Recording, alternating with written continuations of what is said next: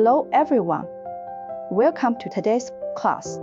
In the previous lesson, we introduced the conditions and requirements for hydrostatic testing. In this lesson, we will learn about the operation of hydrostatic testing.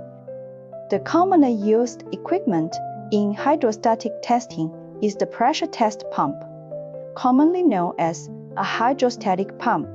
A manual pressure test pump consists of a pump body, suction valve, plunger, discharge valve, pressure gauge, water tank, and handle.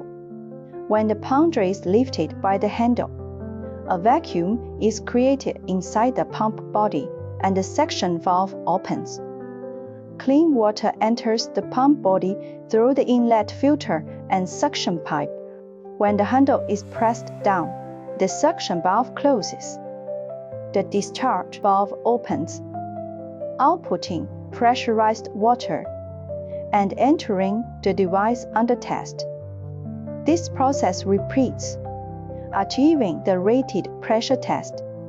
Common labor tools used in hydrostatic testing also include blind plates. They serve to isolate and cut off. Box end wrenches and open end wrenches can be used together and can be used to install and remove bolts and nuts. Since hydrostatic testing involves testing beyond design parameters, it carries certain risks during the testing process. The risks mainly come from personal safety and the safety of the system and its components. Before testing, conduct risk identification first. Propose corresponding preventive measures for the identified risks. Develop a hydrostatic testing implementation plan that includes emergency response plans. Next, let's look at the operation demonstration of hydrostatic tightness testing. Hydrostatic testing is widely used in daily applications, such as hydrostatic testing for flow detection, small valves, pressure vessels, and pressure and burst testing for various metal and non-metal pipes, hydrostatic strength, and sealing performance testing for various petroleum tools, pressure testing and calibration of pressure instruments and gauges. The purpose of hydrostatic tightness testing is to check the sealing condition of the pipeline system. The commonly used equipment is the hydrostatic pump. Usage of the hydrostatic pump. Check if the water tank of the hydrostatic pump is leaking, if the pressure gauge is functioning properly, if the pressure lever is flexible, and if the hose is intact. Fill the hydrostatic pump with water and connect the hose to the pipeline to be tested. Inspect the pipeline to be tested. Then open the needle valve. Press the pressure lever to prepare to pump water into the pipeline for hydrostatic testing. Next, we will mainly demonstrate the operation of hydrostatic tightness testing. First, prepare the tools for hydrostatic tightness testing. Hydrostatic pump, box and wrench, open and wrench, gloves, and so on. Check the valves in the pipeline section to be tested for hydrostatic tightness. Use blind plates to isolate both ends of the pipeline section.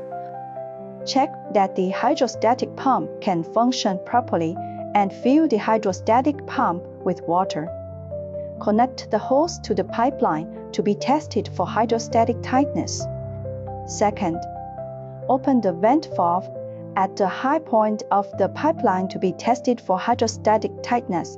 Press the pressure lever of the hydrostatic pump and pump water into the pipeline to be tested, and vent air at the high point until water overflows. After venting is complete, close the vent valve. Third, pressurize according to the hydrostatic tightness test curve. Continuously observe if the readings of the two pressure gauges meet the requirements. 4th, plot the hydrostatic tightness test curve with pressure as the vertical axis and time as the horizontal axis. Pressurize according to the hydrostatic tightness test curve. Describe the plotted hydrostatic tightness test curve. The maximum working pressure of the pipeline under test is 0.5 megapascal. The hydrostatic tightness test pressure should be 1.1 times the maximum working pressure. The test pressure for this test is 0.55 megapascal. First, pressurize to 0.4 megapascal in the hydrostatic tightness test. Stabilize for 5 minutes and observe if there are any changes in the readings of the pipeline pressure gauge and the hydrostatic pump pressure gauge. If there is no change, continue pressurizing. If there is a change in the pressure gauge readings, stop pressurizing. Identify the cause and continue pressurizing after the issue is resolved. Increase the pressure to 0.55 megapascal. Stabilize for 15 minutes and observe if there are any changes in the pressure gauge readings. If there is no change, depressurize to 0.4 megapascal and stabilize for another 5 minutes. If there is no change in the pressure gauge readings, fully depressurize. 5th, after the hydrostatic tightness test is completed, restore the on-site pipeline, valves, and blind plates. Return the test tools to their original places and clean the site. Thank you for watching. We hope that through this lesson, everyone can learn how to correctly perform hydrostatic testing.